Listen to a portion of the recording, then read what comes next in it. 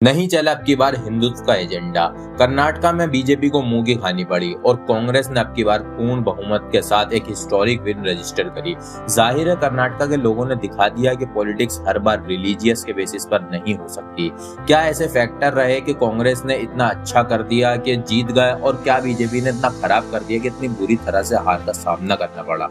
आइए यही देखते हैं आज के इस वीडियो। भाई, कर्नाटका के इलेक्शंस के जो रिजल्ट आए वो कई लोगों के लिए काफी शॉकिंग रहे, क्योंकि कांग्रेस ने 224 में से 135 सीटों पर अपनी स्टैंप लगा दी। यानी लगभग 43% शेयर कांग्रेस के खाते में गया। IT cell, ED, communal politics सब करने के बावजूद बीजेपी कर्नाटका में अपना झंडा नहीं लहरा पाई।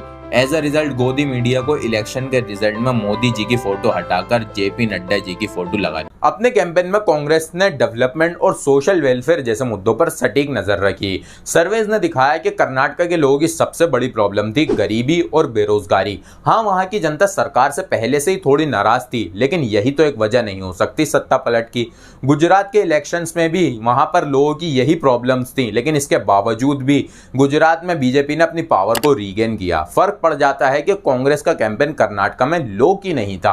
कांग्रेस ने बड़ी मेहनत और मुशक्कत के साथ कर्नाटका में काम किया, कास्ट सेंसस जैसे मुद्दे उठाए। अब कास्ट सेंसस का मतलब होता है कि किस कास्ट की कितनी पॉपुलेशन है, ताकि सही तरीके से रिजर्वेशन दी जा सके। और कास्ट सेंसस का मुद्दा कर्नाटका में काफी बड़ा है, क्योंकि यहाँ की पॉलिटिक्स पर कुछ कास्ट का काफी भारी इंफ्लुएंस रहता है। अब ये क्या है, कैसे है, इसके बारे में वीडियो में आगे बात करेंगे। इसके अलावा कांग्रेस ने अपने कैंपेन में 5 अहम गारंटीज दी, जिसके वजह से लोगों में यकीन पैदा हो गया कि हाँ, इनके पास डेवलपमेंट का कुछ रोड मैप है। ये कोई ऐसे ही बात नहीं कर रहा है, ये असल में भी कुछ काम कर सकते हैं। अब ये रोड मैप क्या है, देखते हैं ना। पहला आता है गृह लक्ष्मी, जिसके तहत हर women head of household को 2000 रुपए मंथली दिए जाएंगे। ध्यान रखिए, वुमेन हेड। अगला आता है गृह ज्योति, जिसके अंडर सभी को 200 यूनिट बिजली फ्री मिलेगी। नंबर 3 पर आता है अन्न भाग्य, जिसमें हर बीपीएल फैमिली के हर मेंबर को हर महीने 10 किलो चावल फ्री मिलेंगे। अगला आता है युवा निधि के तहत 3000 रुपए अनएम्प्लॉयमेंट ग्रेजुएट्स को और 1500 रुपए अनएम्प्लॉयड डिप्लोमा होल्डर्स को हर महीने दिए जाएंगे। अगला आता है उचित प्रयाण स्कीम, जिसके तहत स्टेट की सारी वुमेन्स के लिए बस ट्रैवल को फ्री कर दिया जाए। अब कांग्रेस ने गारंटीज तो दे दी, लेकिन कांग्रेस इन्हें कितने अच्छे ढंग से और कितने सही तरीके से इंप्लीमेंट कर पाएगी ये तो वक्त ही बताएगा, क्योंकि इस मामले में कांग्रेस का ट्रैक रिकॉर्ड ज्यादा अच्छा नहीं है। लेकिन फिलहाल कांग्रेस ने अपने वादों पर लोगों को यकीन दिला दिया है। और एग्जीक्यूशन की बात करें तो कुछ लोगों ने चुनावी अभियान के दौरान 15 लाख की बात तो कह दी, लेकिन उसको बाद में एक जुमला बता दिया था, आप समझ गए होंगे। अब आगे बात करें तो कांग्रेस ने अपने वादों पर लोगों को यकीन तो दिला दिया, लेकिन बीजेपी की कमियों को भी काफी अच्छे ढंग से लोगों के सामने रखा। चाहे वो पीसीएम कैंपेन हो या 40% सरकार से, बीजेपी की करप्ट साइड को लोगों के सामने रखा। अब ये इन कैंपेन के नाम ऐसे क्यों हैं? ये बीजेपी के प्रीवियस करप्ट केसेस को रेफर करते हुए रखे गए हैं। अब बीजेपी के हारने के पीछे कहीं ना कहीं उनकी कैंपेनिंग का भी हाथ है, क्योंकि बीजेपी ने गरीबी और डेवलपमेंट जैसे मुद्दों पर फोकस ही नहीं किया, बल्कि उनका फोकस वही था जो उनके टिपिकल मुद्दे रहते हैं, हिजाब, हलाल, केरला स्टोरी। बेसिकली वो यहाँ पर वही हिंदुत्व पॉलिटिक्स करना चाहते थे, लेकिन कर्नाटक के लोगों पर वो काम नहीं की। इनकी दूसरी सबसे बड़ी प्रॉब्लम थी कि उनके पास बड़े स्ट्रॉन्ग स्टेट लेवल लीडर्स नहीं थे। वैसे तो उनके एक इन्फ्लुएंशियल लीडर येडियुरप्पा हैं, लेकिन उनकी उम्र अब 80 साल की हो चुकी है, तो ऐसे में वो कितना ही कैंपेन कर सकते हैं, और इतनी उम्र में उनका इन्फ्लुएंस अब फीका पड़ने लगा है। ऐसे में बीजेपी अपने नेशनल लीडर्स पर डिपेंड हो गई और उन्हें बुलाया गया कैंपेनिंग के लिए, और इसका असर भी दिखा। बेंगलोर में बीजेपी का वोट शेयर बढ़ा, बिकॉज एंड मोमेंट पर बीजेपी की हाई कमांड मणिपुर और जंतर मंतर जैसी प्रॉब्लम्स को अनदेखा कर यहाँ पर रोड शोज करते नजर आए। तीसरा पॉइंट है लैक ऑफ यूनिटी। एकजुट रहना, जिसे बीजेपी की सबसे बड़ी पावर माना जाता है, यहाँ वो ठप पड़ गई। वहीं दूसरी तरफ कांग्रेस के पास ऑर्गेनाइजेशनल स्ट्रॉन्ग लीडरशिप थी, सीतारमैया, डीके शिव कुमार, मल्लिकार्जुन खड़गे। बीजेपी का कैंपेनिंग फेस इस बार भी मोदी जी ही रहे। वहीं दूसरी तरफ कांग्रेस ने लोकल लीडरशिप का काफी अच्छे से फायदा उठाया, जो कि सदर्न स्टेट में काफी स्ट्रॉन्ग सेंटीमेंट है। और राहुल गांधी ने भी कुछ ज्यादा एक्स्ट्रा बोलकर अपनी बनी बनाई बाजी को नहीं बिगाड़ा, जो कि वो अक्सर कर बैठते हैं। ऐसी मशीन लगाऊंगा, इस साइड से आलू घुसेगा, उस साइड से सोना निकलेगा।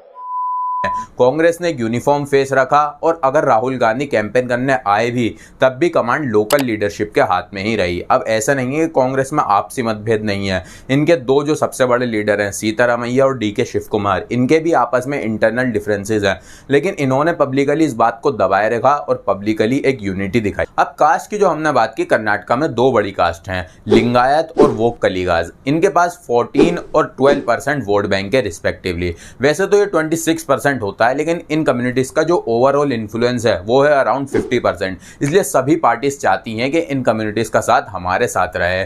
इसलिए इनके इतने भारी इन्फ्लुएंस की वजह से कर्नाटका में जितने भी सीएम्स आए आज तक वो इन्हीं दो कम्युनिटीज में थे।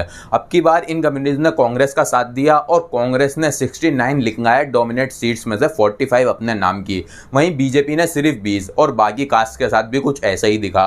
मुस्लिम्स, वोक कलिगाज, SC, ST सभी ने कांग्रेस को सपोर्ट किया। आखिरी फैक्टर जिसने कांग्रेस की मार्जिनल विक्ट्री को हिस्टोरिक विन में बदल दी है वो है जेडीएस पार्टी के वोट शेयर में कमी।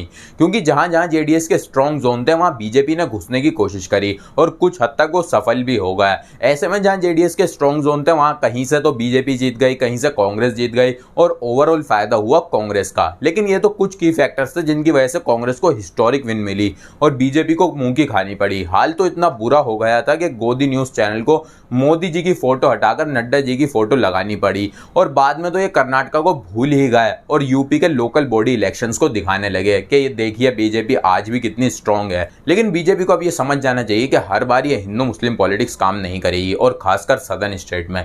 यहाँ पर आपको लोकल इशूज, सोशल वेलफेयर और डेवलपमेंट पर बात करनी पड़ेगी।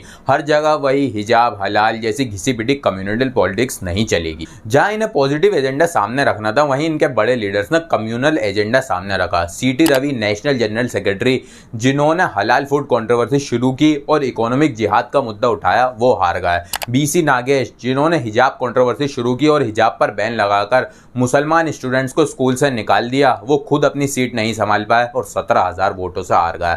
अब ये जीत कांग्रेस के लिए आने वाले इलेक्शन में मोरल बूस्टर का काम करेगी 2024 के लोकसभा चुनाव में और बीजेपी को रीस्ट्रेटेजिंग करनी पड़ेगी। अब आपके क्या थॉट्स हैं, बीजेपी को क्यों हार मिली, कमेंट्स में लिखकर जरूर बताइए। ऐसी इन्फॉर्मेटिव और एनालिटिकल वीडियोस के लिए चैनल को सब्सक्राइब कर लीजिए। Thanks for watching.